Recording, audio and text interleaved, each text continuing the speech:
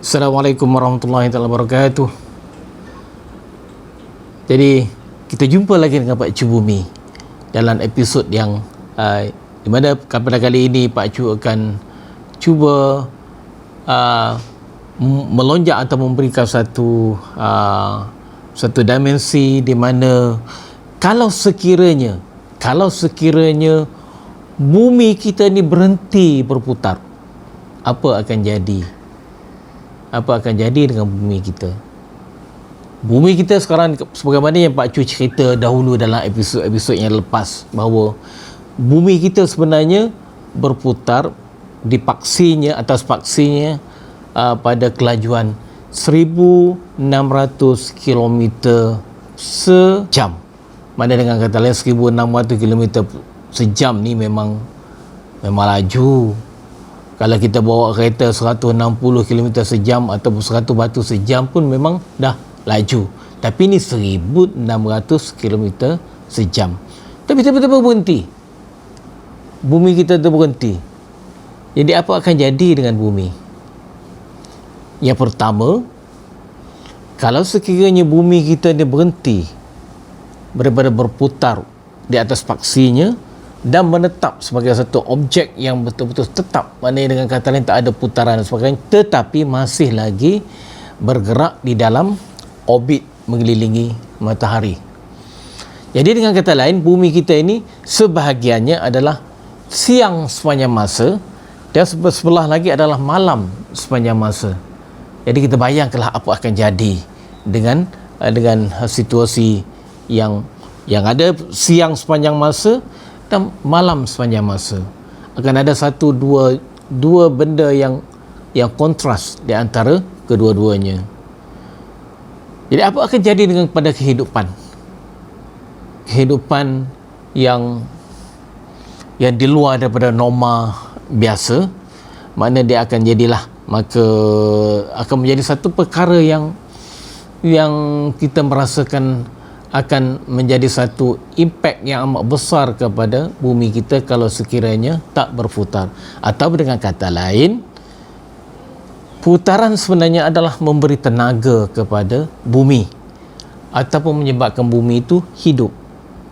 Atau kalau berhenti berputar, bermakna bumi kita tu dia akan mati dan tak hidup. Jadi dengan kata lain, kesan daripada berhentinya putaran itu, maka air yang ada dekat dengan kawasan ekuator atau kawasan di bahagian Khatul Istiwa,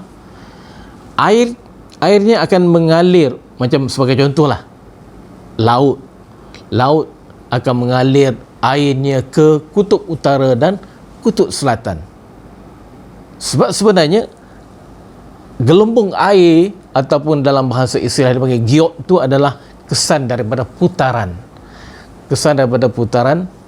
bumi di atas paksi dia yang Pak Cu cerita tadi dalam 1600 km sejam. Jadi dengan kata lain, hasil daripada kesan daripada putaran itulah menyebabkan bahawa jejari ataupun garis pusat bumi itu adalah lebih besar di Khatul Istiwa berbanding dengan garis pusat di bahagian kutub utara, kutub selatan. Jadi dengan kata lain, pembesaran itu adalah disebabkan oleh giot tadi ataupun disebabkan oleh kesan daripada putaran. Jadi apabila bumi itu berhenti berputar, maka air laut akan bergerak ke utara dan bergerak ke selatan.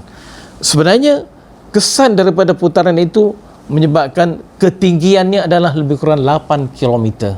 Jadi kita bayangkanlah, jadi 8 km kadang dah berhenti, maka dengan kata lain dia akan turun ke kutub utara dan juga pergi ke kutub selatan. Jadi dengan kata lain, kita di Khatul Istiwa ini atau kawasan sekitar ini adalah kita akan dapati tiada lagi laut. Jadi dengan kata lain, semuanya sebagai satu daratan. Itu disebabkan oleh kesan daripada putaran. Jadi sudahlah begitu. Jadi bagaimana dengan apa yang berlaku di dalam bumi itu sendiri kalau sekiranya berhenti berputar? Maka dengan kata lain, batuan yang cair, yang bersuhu tinggi, bertekanan tinggi di dalam bumi akan berhenti aktiviti dia. Maka dengan kata lain tak ada putaran dia. Putarannya tak ada. Jadi bumi yang sepatutnya dinamik ataupun bergerak yang Pak Cu cerita dulu, dia ada satu plate tektonik dulu, ada bergerak, mendekat, juga menjauh dan juga bergeser, tidak akan berlaku. Jadi dengan kata lain, dia akan ada satu tenaga tersimpan di dalam bumi itu sendiri, dan dia akan lama kelamaan dia akan sampai kepada satu peringkat dia akan meletup, atau dengan kata lain bumi akan habis dia punya hayat dia. Itu adalah kalau sekiranya bumi yang berputar sekarang ni dalam kadar 1600 km sejam berhenti daripada putarannya, kesan yang paling besar sekali ialah semua lautan akan kering dan semua air akan bergerak menuju ke kutub utara dan kutub selatan. Jadi kita bayangkanlah betapa senario berkenaan akan berlaku, dan pengakhirnya adalah bumi itu sendiri tidak akan dah orang kata dah sampai kepada satu peringkat penghujungnya dan akan meletup disebabkan oleh tekanan dan juga suhu yang tinggi berkenaan. Jadi itulah yang Pak Cu ingin ceritakan pada kali ini. Sekiranya bumi itu berhenti berputar, ini dia punya implikasinya yang akan berlaku terhadap bumi. Sekian saja daripada Pak Cu.